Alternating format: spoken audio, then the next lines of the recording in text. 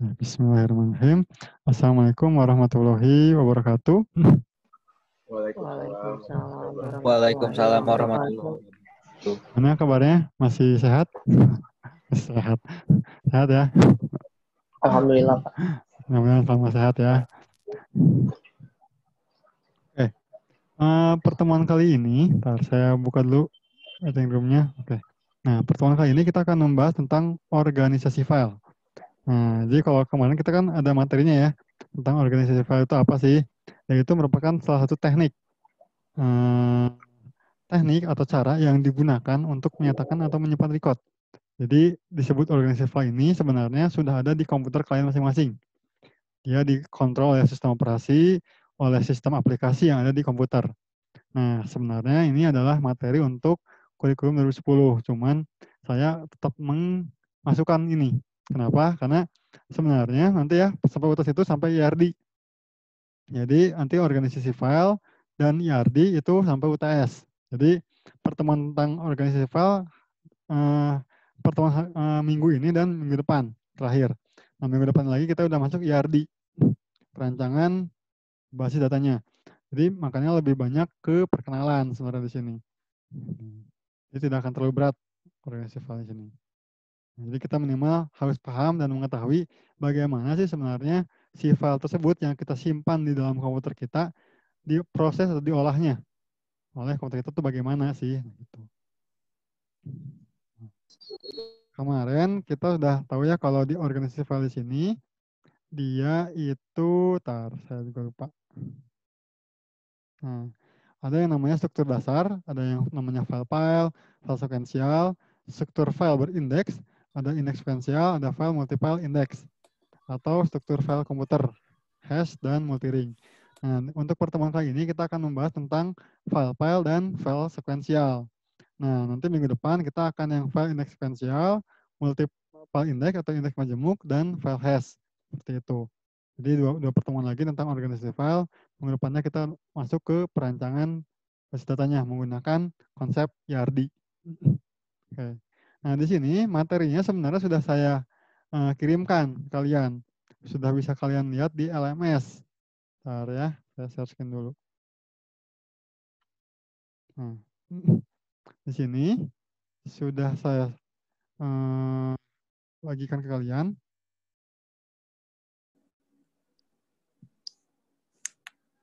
Iya, mati.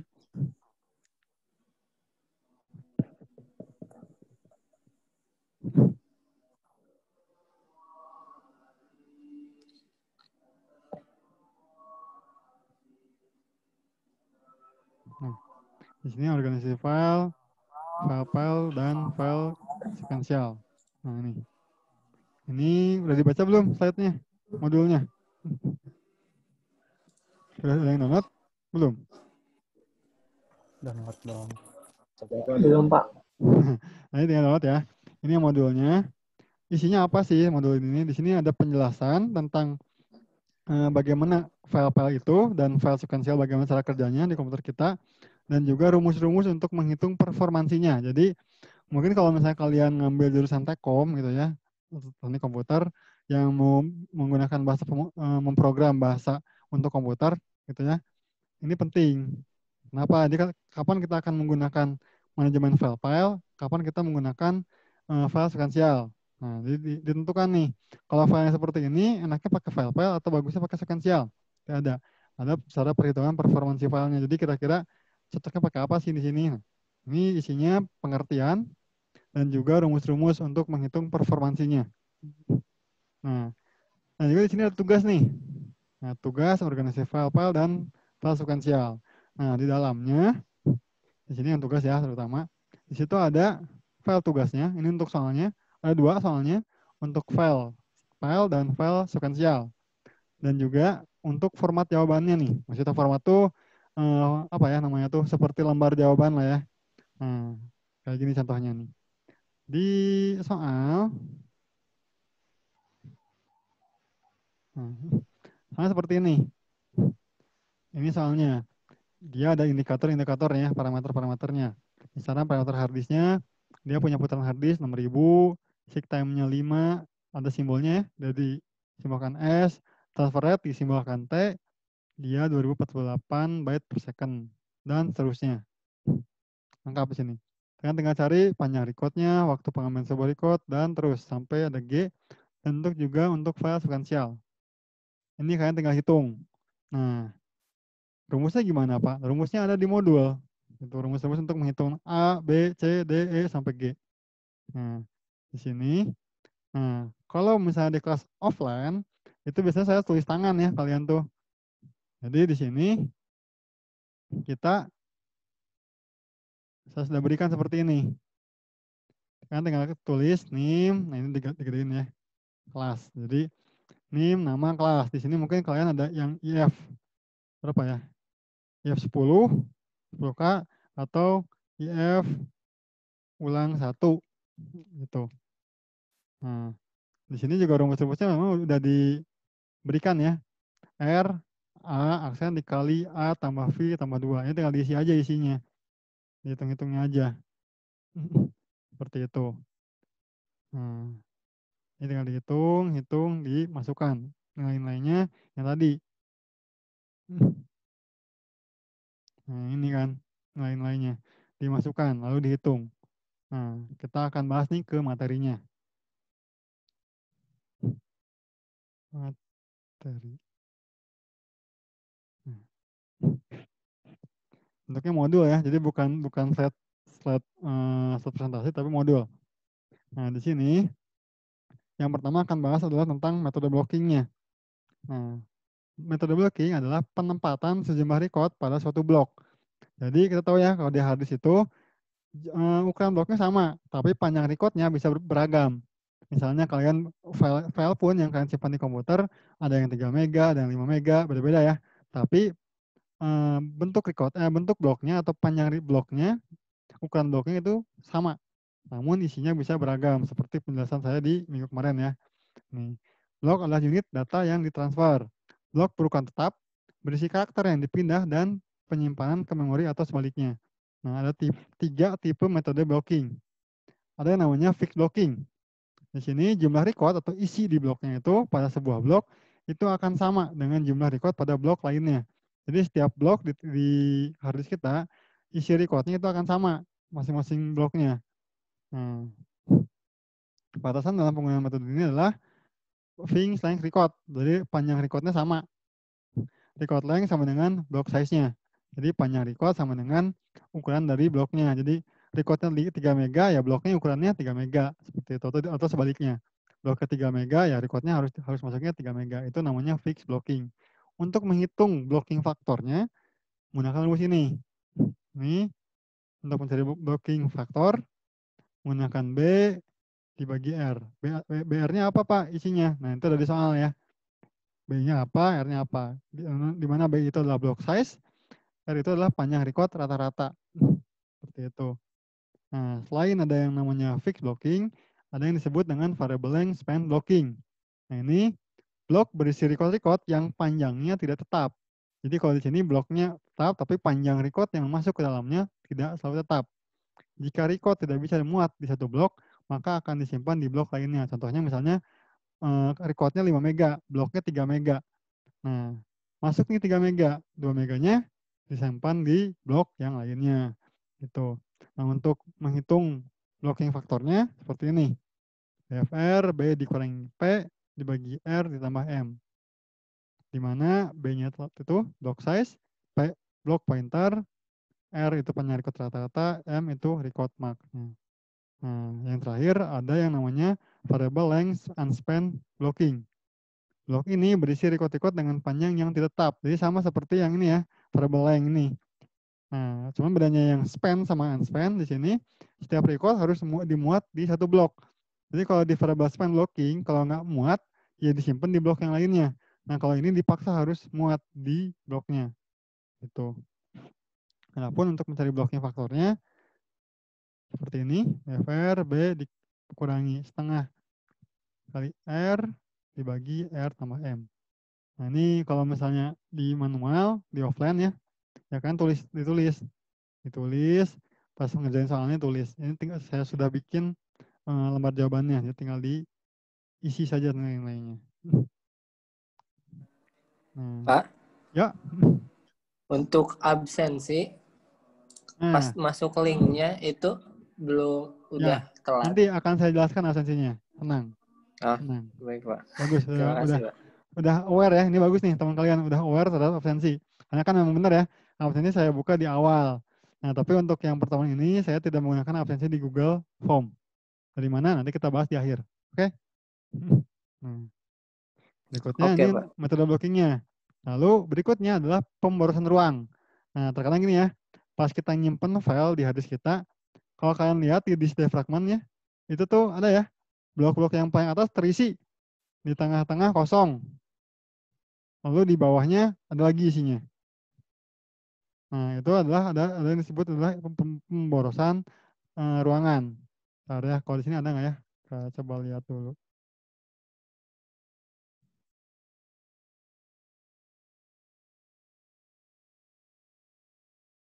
Kalau kita misalnya pakai aplikasi pihak ketiga, itu biasanya suka ada muncul blok-bloknya gitu.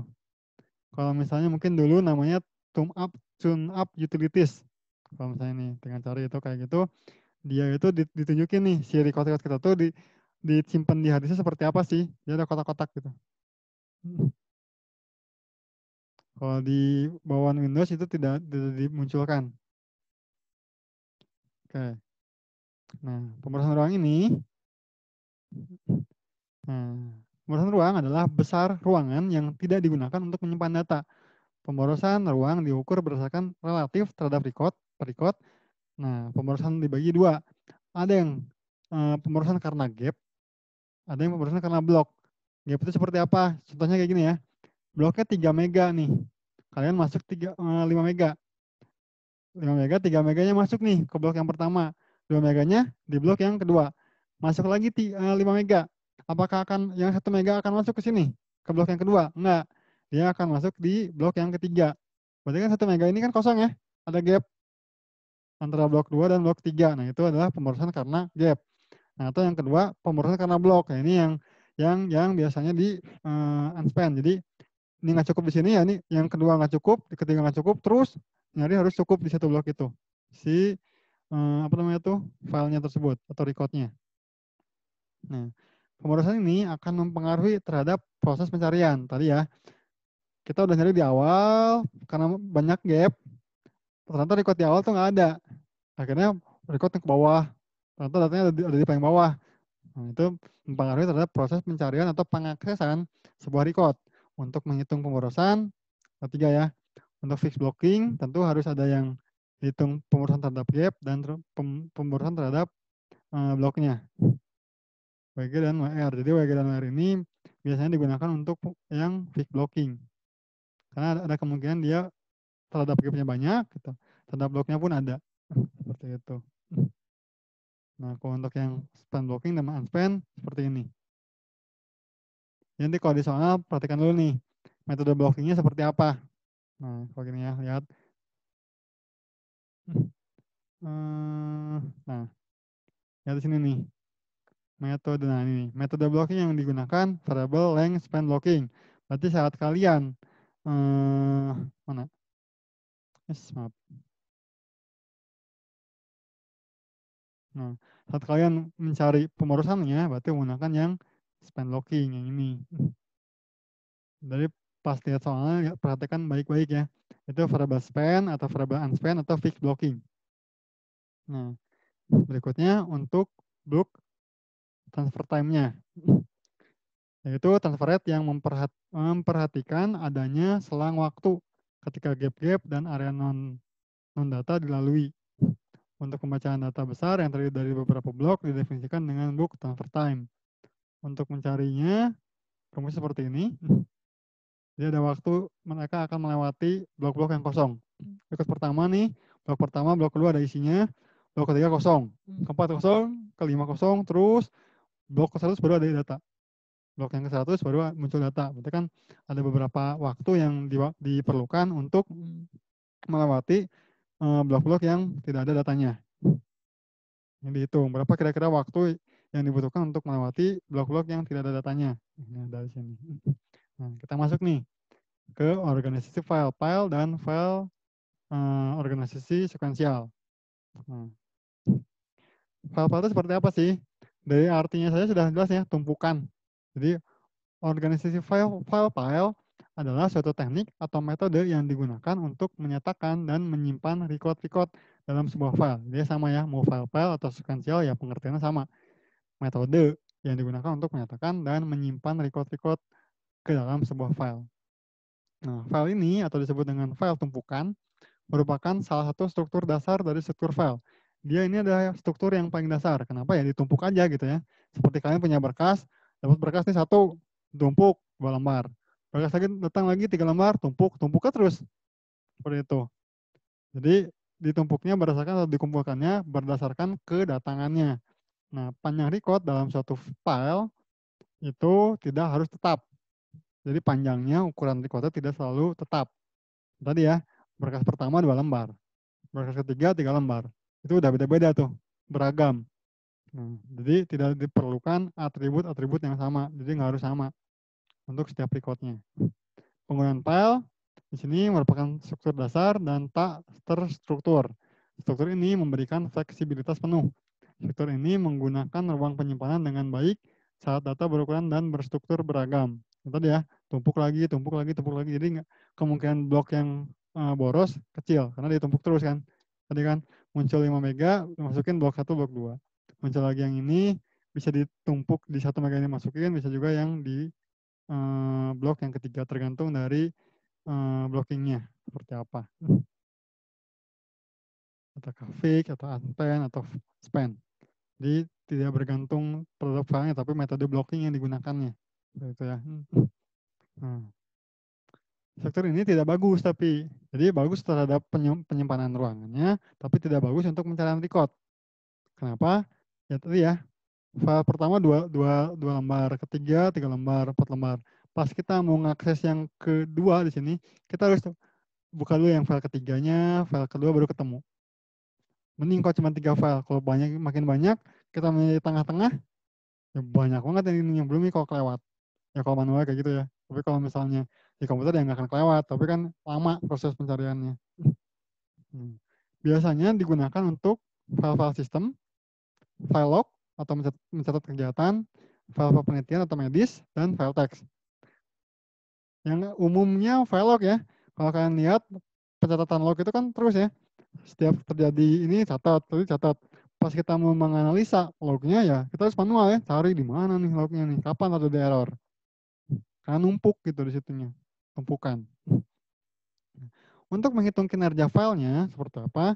Nah, misalnya kita untuk mencari ukuran dari recordnya. Nah, kepadatan file dipengaruhi 2 faktor. Yang pertama, perlu penyimpanan nama-nama atribut dan lainnya. Data yang tidak ada tidak perlu dipertimbangkan sama sekali. Nah, untuk mencari seperti ini. Jadi nanti tinggal dibaca nih modulnya. Si rumusnya udah ada. Nanti pas di soal ya kan tinggal dimasukkan nih angka-angkanya. Nah, sudah ada semuanya. Nah, untuk waktu pengambilan record tertentu. Jadi kalau kita mau ngambil record tengah-tengah nih kita mau ambil misalnya. Nah, itu berapa sih waktu yang diperlukan untuk organisasi file-file. Waktu untuk menentukan lokasi record pada file sangat lama. Karena semua record harus ditelusuri sampai menemukan lokasi satu item data. Pencarian data harus dilakukan secara serial, di mana setiap blok dibaca satu persatu sampai record yang dicari ditemukan. Tadi ya. Kalau file tengah-tengah kita ada 100 record, kita nyari yang ke-50. Yang 100 dibuka dulu, 99 dibuka dulu, terus. Secara serial. Itu. Nah, rumusnya seperti ini. Untuk mencari kira-kira berapa sih waktu yang diperlukan untuk mengambil record tertentu. Nah, yang ketiga untuk mengambil record berikutnya. Jadi record setelahnya gitu ya. Kayak misalnya NIM 10.11.01, berikutnya berapa? Ya 10.11.02, ketebak kan? Nah, kalau di file itu tidak seperti itu. Karena tidak adanya pengurutan. Kalau pakai NIM kita ada pengurutan ya, berdasarkan NIM. Nah, kalau di file ini tidak ada pengurutan. Jadi untuk menghitung pengambilan record berikutnya, dia sama saja seperti TF. Itu dianggapnya. Karena bisa jadi ada di sembarang lokasi gitu. Pas kita, oke lah, record pertama 10.11.01. Berikutnya saya mau ngambil 10.11.02. Apakah berikutnya ada di setelah 10.11.01? Belum tentu. Kalau di file bisa jadi di atas atau mungkin di paling bawah. Nggak tentu. Makanya akhirnya sama seperti TF waktunya. Waktu penyisipan record. Jadi kalau ada muncul record baru ya. Penyisipan record dilakukan di akhir file. Mekanismenya adalah pertama, cari dulu EOV atau end of file-nya. Diperlukan waktu sebesar seek time. Jadi ini ada nih. Seek time berarti dia adalah untuk mencari end of file-nya. Dari sektor yang tepat, diperlukan waktu sebesar rotational latency. Langsung lakukan transfer datanya, diperlukan waktu sebesar block transfer time atau BTT. Read and write block data, diperlukan waktu sebesar TRW. Nah, sehingga ditambahkan. Ini untuk mencari R-nya, ini untuk mencari BTT-nya. Berikutnya adalah blok waktu untuk yang diperlukan untuk membaharui record-nya. Misalnya kita punya record yang lama, kita pengen perbaharui. Nah, yang pertama adalah kita mencari dulu posisi yang ingin kita perbaharui. Sistemnya sama kayak query ya. Misalnya select, update, alamat, misalnya where, aminnya berapa. Jadi kita cari dulu nih posisi record yang akan kita perbarui di mana. Nah, memeriksa apakah ukuran tempat record yang sebelumnya itu masih memenuhi syarat. Yaitu jika record baru lebih kecil dari record lama. Record lama 3 mega misalnya. Record barunya 3 mega atau mungkin 2 mega. Terpenuhi ya syaratnya ya. Record baru lebih kecil dari record lama. Maka dilakukan penimpahan record. Jadi yang record lamanya dihapus, record yang baru masuk. Yang asalnya 3 mega jadi 2 mega. Karena masih bisa ditampung. Nah, kalau ukuran recordnya barunya sama dengan record lama, ya sama juga. Dia akan dihapus yang record lamanya, lalu dimasukkan record yang baru. Nah, berbeda kasus kalau misalnya record barunya ternyata lebih besar dari record yang lama. Maka dilakukan penghapusan dan penyisipan record baru di akhir file. Jadi kalau misalnya ini 3 mega, pas yang masuk 4 mega. Kalau yang akan cukup di blok yang ini, yang lama dihapus. 4 meganya disimpan di akhir. Gitu. Nah, karena terdapat dua kasus, berarti kita hitung. Ini simbolnya TU, itu TF tambah TRW. Kalau TU yang kedua, untuk penyisipan di akhir file, TF tambah TRW tambah TI. Seperti itu. Berikutnya waktu untuk pembacaan seluruh record. Ini untuk membaca semua recordnya kita pengen baca nih. Waktunya berapa lama sih yang dibutuhkan? Mekanisme pembacaan seluruh record pada file dilakukan secara sekuensial, yaitu dibaca secara terurut dari record awal sampai record yang terakhir. Untuk mendapatkan waktu pembacaan seluruh record atau teks, seperti ini rumusnya. Bisa pakai 2 kali TF, bisa juga N dikali R dibagi T kutip sini. Hasilnya akan sama. Gitu. Walaupun beda, itu pasti bedanya hanya di koma. Jadi perhitungannya pasti akan menghasilkan koma ya. Yang jelas ini ada pembagian. Kalau pembagian udah pasti menghasilkan koma. Gitu. Waktu reorganisasi file.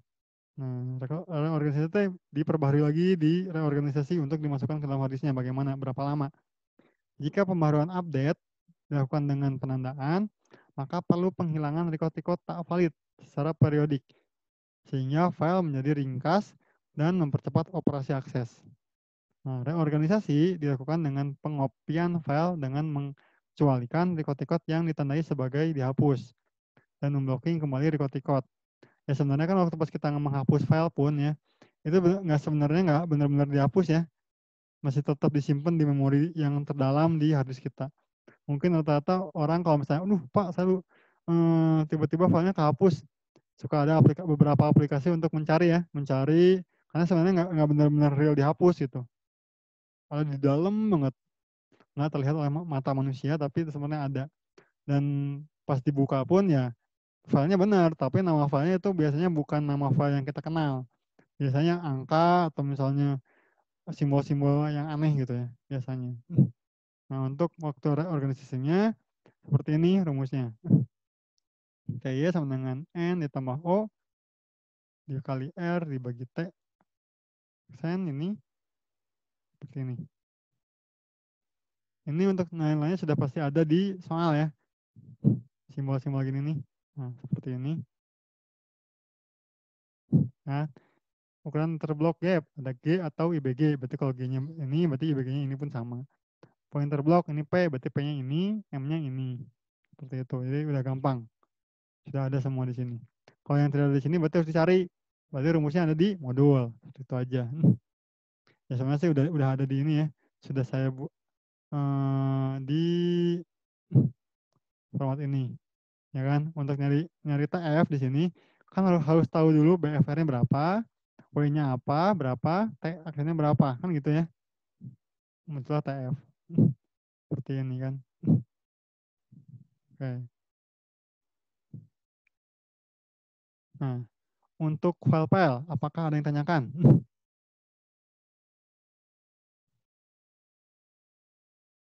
Halo, masih pada hidup di sini kan? Belum Masih, ada, Pak. Pak. Nah, Masih. aman? Masih, Pak. Masih aman ya? Masih, Pak. Nah, Karena sebenarnya ini Aman, Pak. kita pelajari ini untuk apa? Untuk mengetahui bagaimana sih organisasi file yang dilakukan oleh komputer kita. Itu aja. Karena sebenarnya tanpa kita lakukan ini pun ya, mereka udah ada kok di sini gitu. Cuma kalau misalnya kalian kasarnya kita harus mengetahui nih bagaimana sih prosesnya kalau komputer kita memilih pakai file seperti ini loh waktunya. Kalau pakai sequential seperti ini loh hasilnya waktunya gitu. Pak, Ya. kalau misalkan kayak metode pencarian seperti itu, kecepatan dari file sequential dan file itu berarti kecepatan file sequential.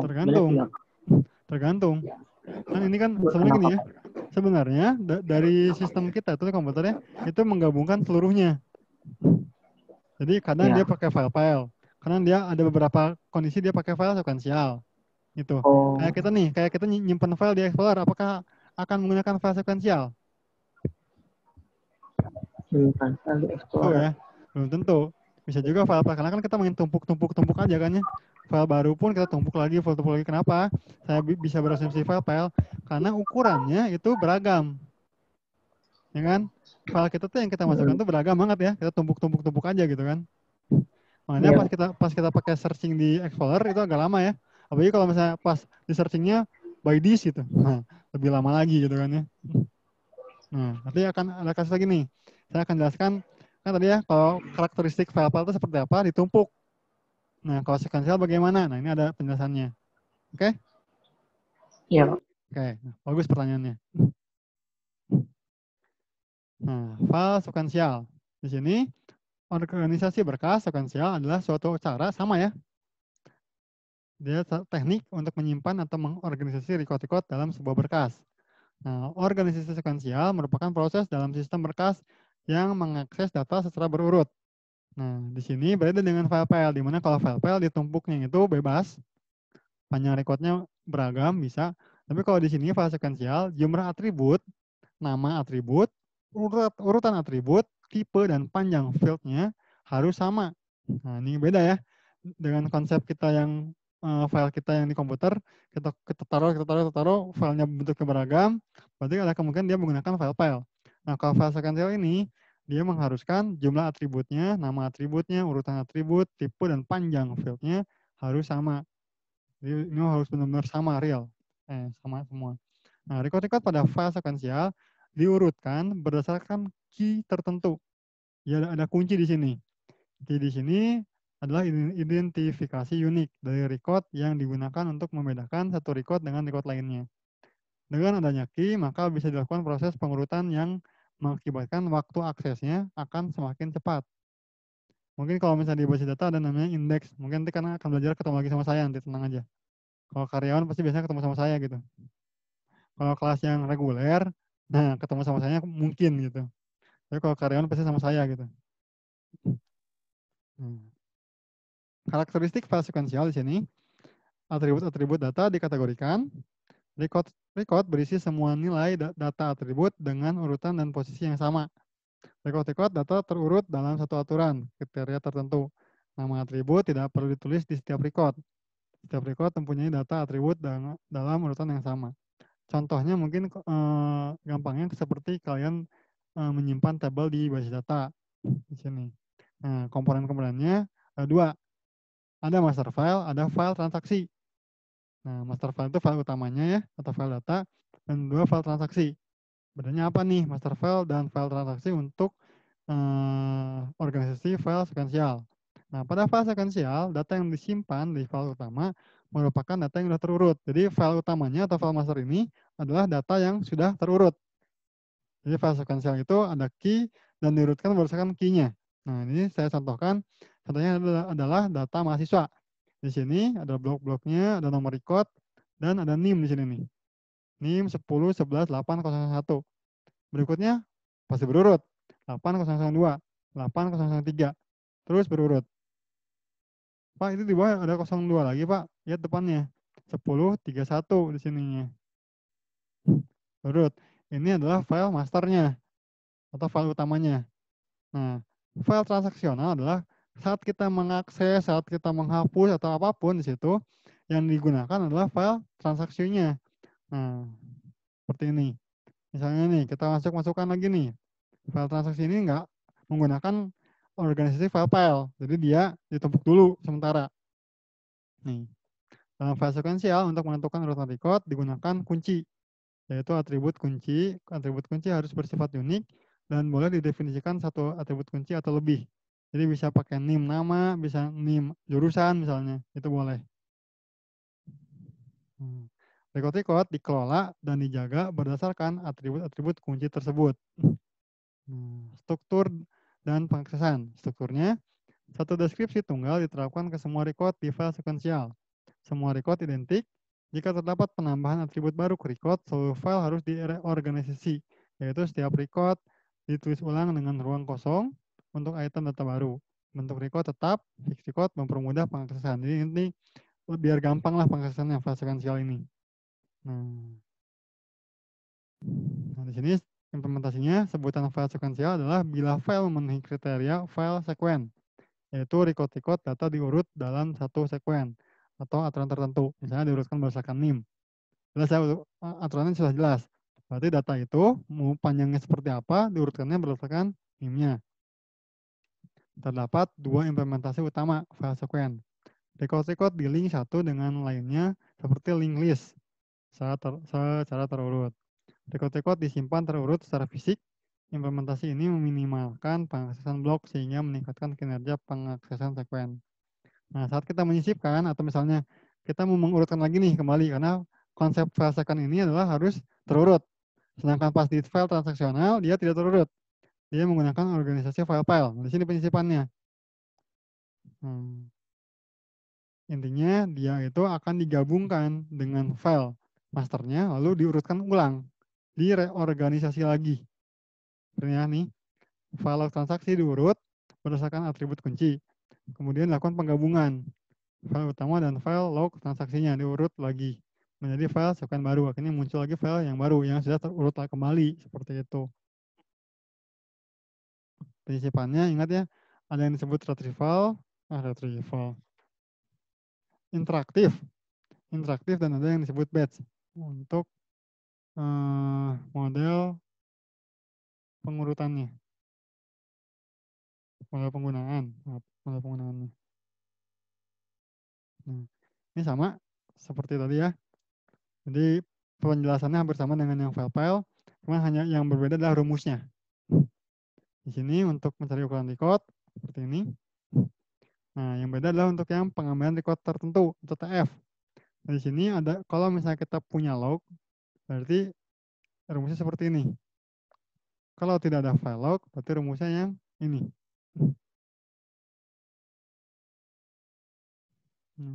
Namun sama untuk pencarian menggunakan atribut kunci yang belum berbentuk lognya, log transaksi, yang sudah berbentuk log transaksi. Ini dicari. ITN-nya seperti ini. Dan waktu penyisipan recordnya. Penyisipan record itu kita nyari, karena ini berurut ya. Karena harus terurut, berarti kan dicari. Kalau misalnya ternyata dia ada di tengah-tengah, berarti digeser, lalu disisipkan. Gitu kan ya, kalau di file masternya. Kalau pakai log file, di file transaksi, berarti kan dia pakai file, ya udah tumpuk-tumpuk aja gitu. Kalau ditumpuk-tumpuk aja ya seperti ini rumusnya. Kalau yang cari geser sisip, seperti ini rumusnya. Ini harus dicari dua-duanya. Nah, waktu untuk pembaharuan record. Nah, kalau record yang diperbaharunya itu bukan kuncinya, misalnya alamatnya yang kita ganti, ini rumusnya seperti ini. jika record yang diganti itu adalah kuncinya, nah ini harus di sini nih. Saya record, hapus record, lalu sisipkan record yang baru. Jadi misalnya NIM-nya 10.11.1, namanya Asep, alamatnya Bandung. Nah kita pengen ganti nih sebenarnya. Yang diganti itu adalah si 10.11.1. Asep itu NIM-nya bukan 10.11.1, tapi 002 misalnya. Nah berarti dia akan nyari dulu nih yang recordnya 10.1, dia hapus semuanya, lalu dia akan sisipkan yang baru. Itu untuk kunci. Untuk seluruh record seperti ini. Rumusnya untuk yang T-sort, di sini T-sortnya. Untuk organisasi filenya seperti ini rumusnya. Ini untuk organisasi file dan file sekuensial. Seperti itu. Jadi nanti kalian coba kerjakan. Biasanya kalau misalnya di kelas, saya akan kalian kita bareng-bareng ada contoh kasus. Cuman kalau misalnya kita full 3 SKS di Zoom seperti ini, terus kalau kalian ngerjain saya nunggu gitu gini gitu. Kan akan jenuh gitu. Lebih baik kalian cobain langsung ke kasusnya. Langsung dikerjakan soalnya gitu. Toh saya udah membuat modul yang insya Allah lebih sudah jelas di situ ya. Insya Allah jelas gitu. Apapun rumusnya sudah jelas, pengertiannya insya Allah jelas seperti itu. Ya langsung saja dikerjakan di soalnya. Nah, di sini kita kembali lagi ya ke mana nih? Share screen.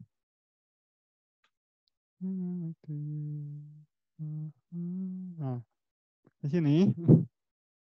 Nah, saat kalian buka file tugasnya di sini ada batas waktu pengerjaan sampai tanggal 30 Oktober pukul 16.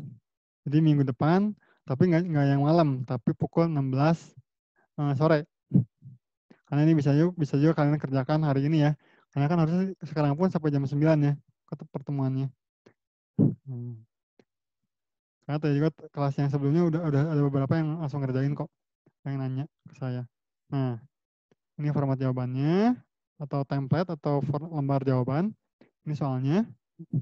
Nah, di submit sebelum tanggal 30 Oktober. Ini belum dirubah ya, ini sama saya diubah 16 PM. Tinggal 6 hari 13 jam lagi. Nah, inilah yang akan saya gunakan sebagai absensi untuk pertemuan ketiga ini. Jadi katanya ada 56 partisipan atau 56 peserta. Sehingga jika 56 peserta ini mengumpulkan, minimal absensi kalian aman untuk pertemuan ketiga. Saya akan anggap hadir semua. Walaupun mungkin ada yang beberapa orang yang tidak mengikuti pertemuan Zoom. Tapi kan rekamannya akan saya share di LMS. Ya, tenang aja. Jadi ini membahas apa sih Pak? Nah, nanti ada di LMS. Dan sebenarnya walaupun tidak diterangkan pun, kalian baca modulnya, itu harusnya udah paham. Gitu. Jadi kalau belum paham ya baca, tontonlah videonya. Seperti itu. Nah, mungkin akan saya upload hari ini untuk video ini supaya biar lebih cepat juga kalian mengerjakannya. Oke. Nah, kedepannya kita akan membahas tentang organisasi file index dan file index majemuk dan file hashing. Nah, dan untuk kedepannya pun saya akan menggunakan konsep hybrid classroom, menggunakan sistem menggunakan konsep hybrid. Konsepnya flip classroom. Artinya apa? Flip classroom. Ini metode yang diajarkan oleh mentor saya di Unicom, oleh Pak Adam ya. Jadi sistemnya adalah materi itu sudah saya berikan di LMS sebelum pertemuan dilakukan. Seperti itu. Mungkin paling telat-telat 1 hari sebelum pertemuan dilakukan. Untuk apa materi itu disampaikan lebih dulu? Minimal kalian baca-baca dulu. Apa sih yang dibahas nih untuk minggu ini gitu. Nah, sehingga pertemuan nanti di Zoom di sini itu tidak akan lama. Mungkin hanya diskusi dan overview dari materinya. Jadi penjelasannya pun ya singkat-singkat aja gitu. Karena videonya itu udah saya berikan. Tapi ini mungkin untuk beberapa kasus, mungkin misalnya untuk IRD, untuk normalisasi yang penjelasannya panjang. Kalau misalnya full menggunakan Zoom, itu kasihan ke kalian. Kasihannya apa? Jenuh. Jenuhnya apa? Kalian benar-benar harus lihat di depan layar, duduk dengan duduk manis. Ya walaupun saya nggak tahu nih ya, kalau yang di off cam kan mungkin sambil tiduran, mungkin sambil selonjoran, saya nggak tahu. Cuma kan yang namanya kuliah online ini, usahakan senyaman mungkin bagi kalian ya. Karena kita tahu bahwa dengan online ini kita nggak bertatap muka langsung, mungkin saja kalian jenuh gitu ya. Depan komputer gini terus ya. Berasa ngobrol. Apalagi saya ya, ini saya berasa kayak ngobrol sama komputer sebenarnya. Tapi kalau yang off cam sama gini kan jadinya saya benar-benar belajar sama komputer gitu. Wah, ini kayak ngobrol-ngobrol sendiri gitu ya. Saya kalau di kantor ngeliatin orang-orang ini kalian ngapain sih nih ngomong sendiri gitu kan. Gitu. Jadi kalau disebut jenuh sama, bukan cuma kalian yang jenuh, saya pun jenuh dengan konsep seperti ini. Cuman ya kita harus menyadari bahwa pandemi ini juga membuat kita terbatas, tapi bukan berarti kita tidak bisa mencari solusi untuk keterbatasan ini. Gitu.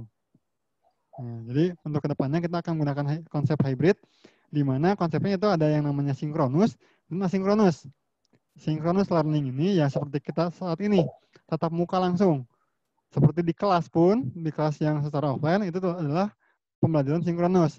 Di mana saat saya bicara, saat saya menyampaikan materi, dan proses pembelajaran apapun, misalnya dari sisi absensi, administrasi, dilakukan pada saat itu juga, real time. Itu sinkronus. Nah, pada minggu-minggu kemarin ya saya gunakan konsep itu. Absensi di hari itu juga, pertemuan di hari itu juga, seperti itu. Nah, sekarang saya akan merubah konsepnya yaitu menggunakan konsep hybrid. Jadi absensi itu tidak dibatasi hanya dari pertemuan di Zoom ini. Nah, untuk absensi pun ya seperti ini ya. Absensi yang minggu ini akan saya ambil dari pengumpulan tugasnya. Jadi pas kalian kumpulkan tugas, absensi dapat, nilai pun dapat, kan gitu ya. Gitu. Jadi lebih beragam. Mungkin juga ada yang berdasarkan aktivitas di LMS. Nah, ini masih di share screen ya. Misalnya seperti ini. Basis data, basis data. Nah, di sini saya bisa juga menggunakan aktivitas kalian di LMS. Ini hanya ada di fungsionalitas yang ada di dosen ya. Report adalah activity completion, complete gitu ya. Nah di sini saya bisa lihat nih, oh Dian Arfian nih, oh dia udah menyelesaikan aktivitas untuk slide pendahuluan misalnya. Tapi dia di video rekamannya belum ditonton nih.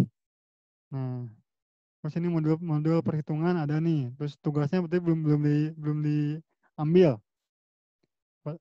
Tugas ini akan terchecklist jika kalian mengumpulkan tugasnya.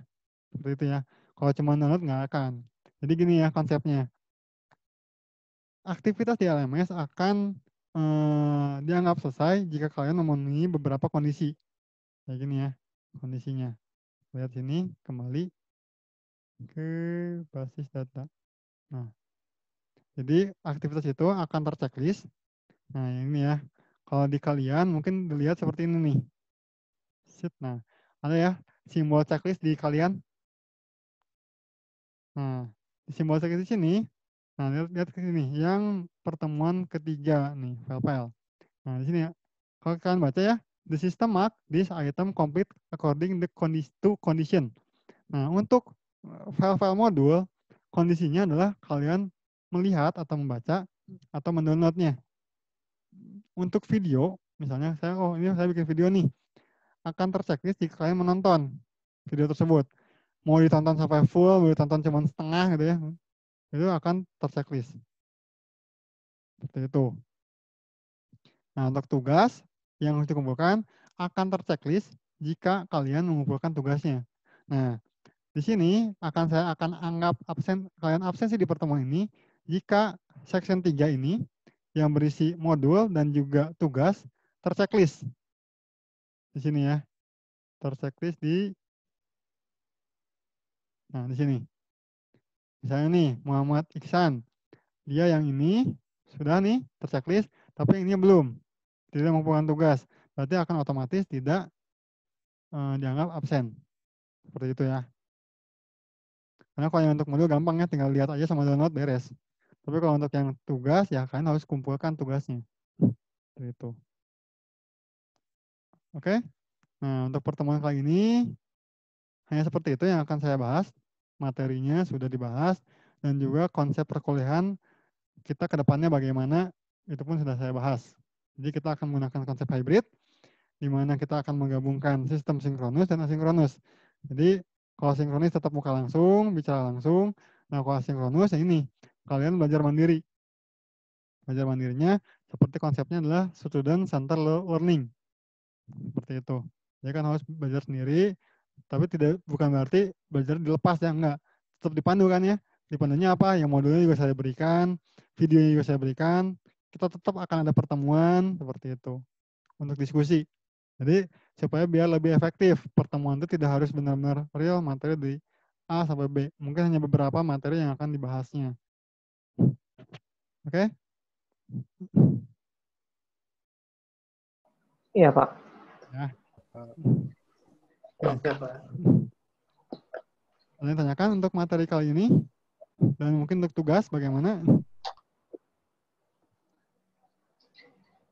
Kalau untuk materi tidak ada, Pak. Cuma hanya saya ingin menanyakan, Pak. Kalau misalkan kan tadi di jadwal itu ada jam 4 sama jam 18.30. Apakah saya bisa masuk ke yang kelas ulang nggak, Pak? Oh, boleh-boleh aja. Ya, ketika. Boleh aja. Soalnya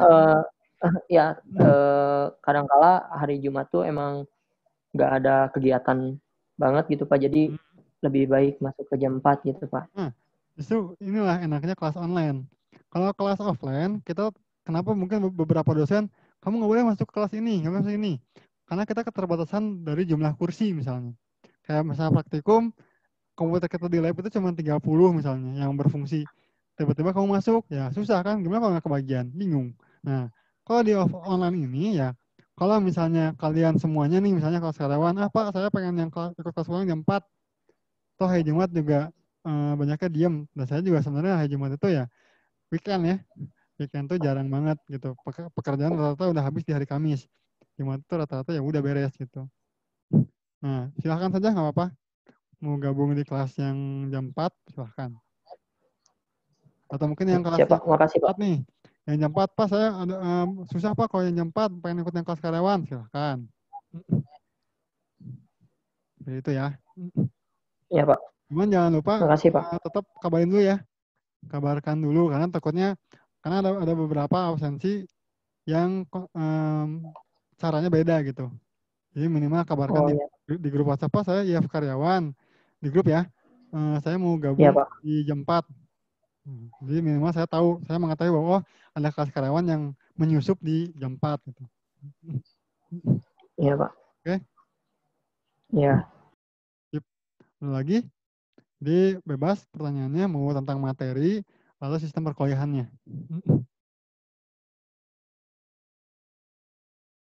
Bisa on cam dulu semuanya, biar sebagai bukti pertemuannya. Baik, Pak. On cam dulu ya. Saya print scan dulu. Oke, sudah semua belum?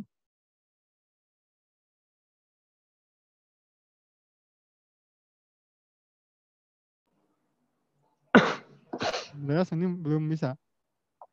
Andreas, Muhammad Nur, Faujan, Lian, sama Rahman Ridwan.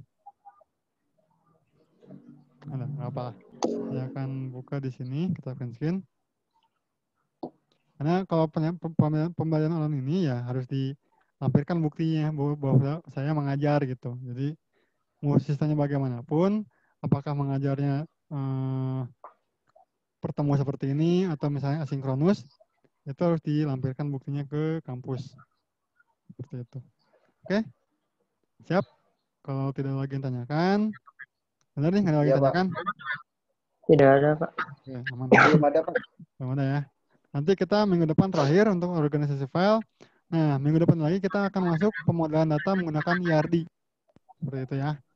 Jadi siap-siap saja. Nah, kenapa saya beritahukan seperti ini? Kalau kalian mau mencari tahu dulu, misalnya mencari referensi di tempat lain, atau dari buku, atau misalnya dari internet, itu bisa kalian lakukan. Itu adalah konsep student center learning. Mau apa itu? M Anggawan? Gimana sih? Ini on cam tuh kelihatan semuanya. Lu praktek sholat. Ini mata kuliah basis data, bukan mata kuliah agama ya. Angga tuh Angga. Enggak ya, serian ya itu ya. Aduh.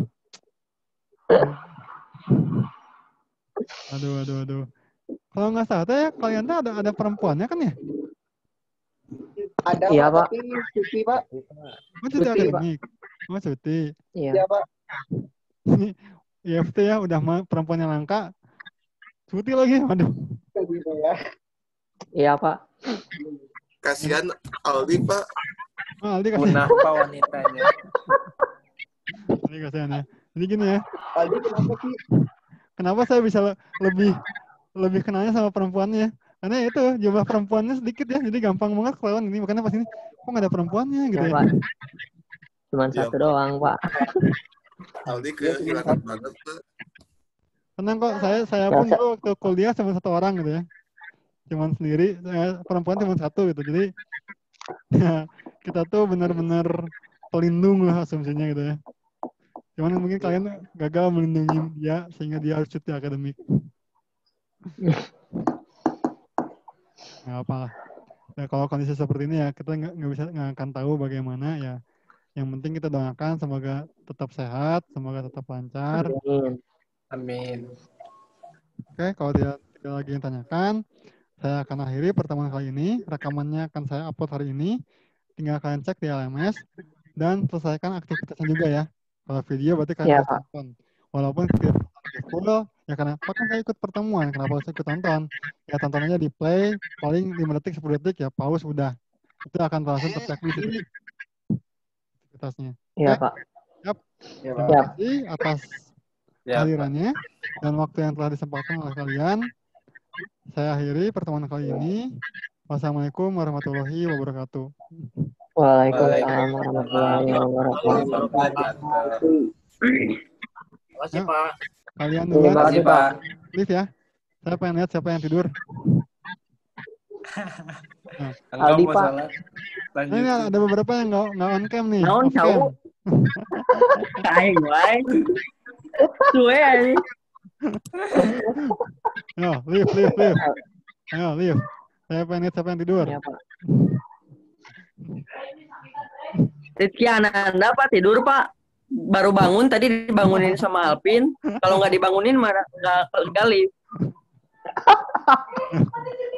Nih, ada dua nih. Ayo. Ada 3 orang yang off cam. Apakah mereka tidur atau tidak? Kita lihat. Sebentar, Pak. Ayo, live. Oh, tegas. Pak, ini boleh live, Pak? Ya, langsung live aja. Saya pokoknya live yang terakhir. Oh ya, Pak. Ya, kalian langsung aja live, nggak apa-apa.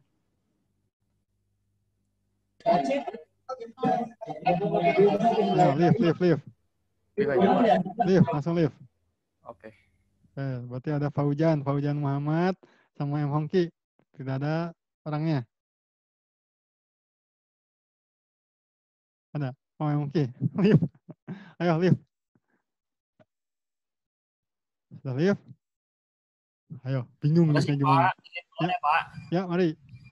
Waalaikumsalam. Oke, berarti tinggal Faujan ya yang tidak ada ya. Oke, saya akan akhiri. Terima kasih.